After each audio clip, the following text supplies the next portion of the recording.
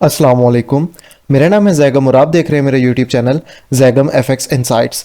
आज हम करने जा रहे हैं गोल्ड की डेली फोरकास्टिंग जो कि होगी 6 नवंबर 2024 फ्राइडे के लिए। तो आज की वीडियो में हम डिस्कस करेंगे कि अपकमिंग डे में मार्केट का एक जो है वो मूव क्या रहने वाला है, और specially as you all guys know कि हमारे पास फ्राइडे वाले दिन 6 दिसंबर को, सॉरी नवंबर मैंने बोल दिया, हमारे पास जो है वो एनएफपी का भी जो है वो डाटा आ रहा है। तो कल का दिन हमारे पास एनएफपी की न्यूज़ आ रही है।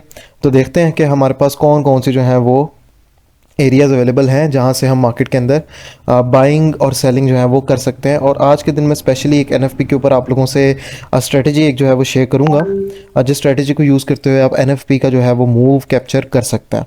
ठीक है। फर्स्ट ऑफ ऑल तो अगर तो मैं मार्केट की बात करूं तो मार्केट हमारे पास जो है वो डंप हमें दे गई है, और हमारे पास जो बाइंग के एरियाज थे मार्केट ने उनका हमें ब्रेकआउट दे दिया है। कल की वीडियो में मैंने एक चीज़ डिस्कस की थी कि मार्केट को अब इस जगह तक नहीं आना चाहिए, क्योंकि मार्केट ने ऑलरेडी यहाँ से जो है वो लिक्विडिटी ले ली है। फर्दर मार्केट को जो है वो यहाँ से अगर तो बुलिश जाना है तो इसी एक एरिया से हमें ब्रेकआउट दे के मार्केट को बुलिश जाना चाहिए। फर्दर अगर तो मार्केट को बेरिश जाना है तो मार्केट जो है वो इन एरियाज तक आएगी। यहाँ से रीटेस्ट के ऊपर ही हमारे पास बहुत ही अच्छा एक जो है वो सेल का सेटअप बना था। अब मार्केट दोबारा से जो हमारा एक डिमांड जोन था अभी उसमें आके जो है वो खड़ी हुई है। फर्दर हमारे पास जो ये सप्लाई जोन डिमांड जोन्स थे वो ब्रेक आउट हो चुका है उनका, तो अब ये हमारे पास किसी काम के नहीं है। नए एनालिसिस करते हैं, मार्केट को देखते हैं कि अपकमिंग डे के लिए मार्केट कैसा जो है वो एक रिएक्शन दे सकती है। तो आज की अगर दिन की क्लोजिंग की मैं बात करूं तो हमारे पास जो आज की क्लोजिंग है वो 2615 से लेकर 2620 के राउंड अबाउट 2625 के राउंड अबाउट जो है वो एक्सपेक्टेड है। मार्केट यहाँ से कुछ पे ऊपर जाके यहीं पर ही रेंज करते हुए जो है वो क्लोजिंग देगी। और फर्दर फॉर द एनएफपी हमारे पास जो है वो प्राइजेस हमें एक डिप अगर तो लेती है फर्स्ट एनएफपी की न्यूज़ के ऊपर टिप लेती है, तो हम नीचे से एक चीज़ देखेंगे कि अगर मार्केट में वॉल्यूम हमें बढ़ता हुआ मिलता है और अगर तो हमारे पास नीचे से हमें अच्छी एक रिजेक्शन मिलती है तो हम वहाँ से एक बाय का जो है वो सेटअप बनाएंगे। फर्दर अगर तो उसके मैं ऑपोजिट जाके बताऊं तो अगर मार्केट यहाँ से हमें बाय का मूव देता है तो हम यहाँ से अपने कुछ सप्लाई जोन्स मार्क करके रखते हैं। स्पेशली ये हमारे पास एक M30 की बहुत ही अच्छी जो है वो एक सप्लाई यहाँ पे अवेलेबल है। इस एक सप्लाई जोन से हम मार्केट को जो है वो सेल साइड प्ले होता हुआ देख सकते हैं। इसको थोड़ा सा और कंसाइज करते हैं, और ये जो हमारे पास इतना एक एरिया है ये हमारे पास फॉर द अपकमिंग डे हमारे पास एक सप्लाई जोन होगा। ये जो एरिया है वो है 2646 से लेके 2650 का एरिया, अप्रॉक्सीमेटली 40 पिप्स का हमारा एरिया है। यहाँ से जो है हम एक सेल का मूव मार्केट के अंदर एक्सपेक्ट कर सकते हैं। ठीक है। फर्दर इसके अंदर जो है हमारे पास बाइंग का जो जोन है वो हमारे पास बॉटम पे है 2611 से लेके 2616 का एरिया। इसके बाद अगर तो मैं बात करूं तो हमारे पास ये बॉटम पर भी एक एरिया है 2600 से लेके 2603 का एरिया, और उसके बाद हमारे पास एक और सप्लाई का जोन सॉरी डिमांड का जोन जो है वो अवेलेबल है 2592 से लेके 2596 का एरिया। और अगर तो मार्केट हमें कल का दिन ड्रॉप देते हुए नज़र आएगी तो हमारे पास प्राइजेस 2580 तक जो है वो गिरती हुई हमें नज़र आ सकती हैं बहुत ईजीली।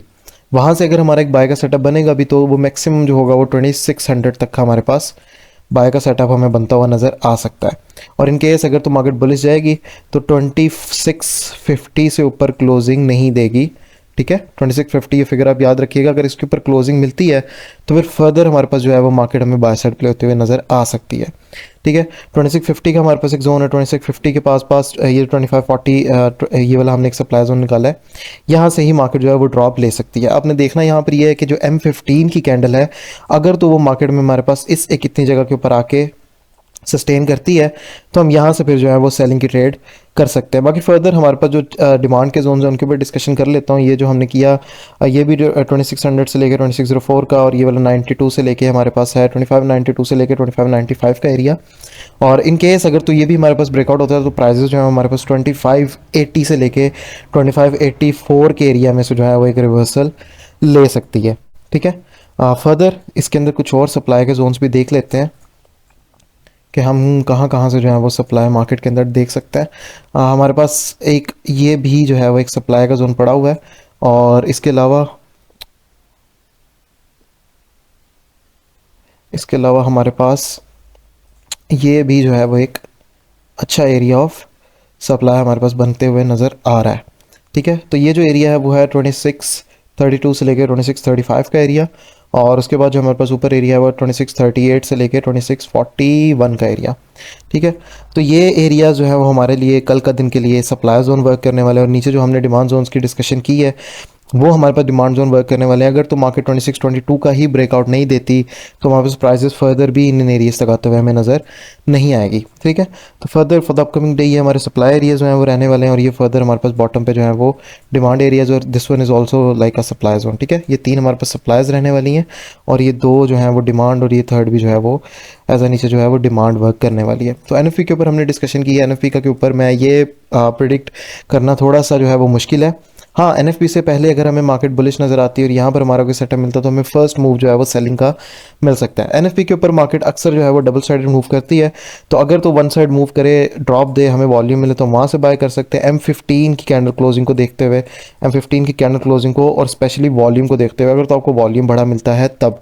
ठीक है, और सेम एज वाइस वर्सा, अगर तो मार्केट हमें बुलिश जाती है और इस एरिया में होती है या किसी भी सप्लाई जोन पे जाती है, M15 की कैंडल जो है वो क्लोज करती है और वहाँ से हमारे पास जो है वो एक वॉल्यूम बढ़ा देती है और हमें वीकनेस मिलती है। वीकनेस इन द सेंस कि हमें टॉप से जो है वो रिजेक्शन वाली कैंडल बने, उसके टॉप पे जो है वो रिजेक्शन हो, तो हम वहाँ से एक रिवर्सल की ट्रेड जो है वो ले सकते हैं। ठीक है, तो ये होने जा रही है हमारी एनएफपी के ऊपर डिस्कशन। इंशाल्लाह ताला इसके ऊपर देखेंगे कि कल मार्केट इनके ऊपर किस तरह का मूव देती है।